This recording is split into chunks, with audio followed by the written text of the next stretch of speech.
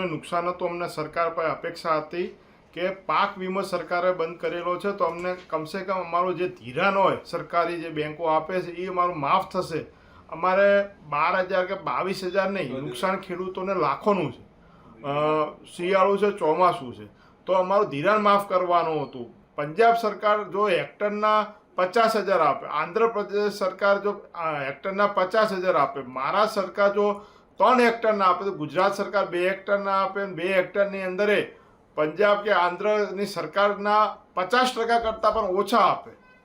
અમને 3 હેક્ટરના આપો અને પંજાબ કે આંધ્રપ્રદેશ સરકાર જેટલા આપો, અથવા તો જે અમારું ધિરાણ છે એ માફ કરી આપો. અમારે આ 22,000 નથી જોઈતા.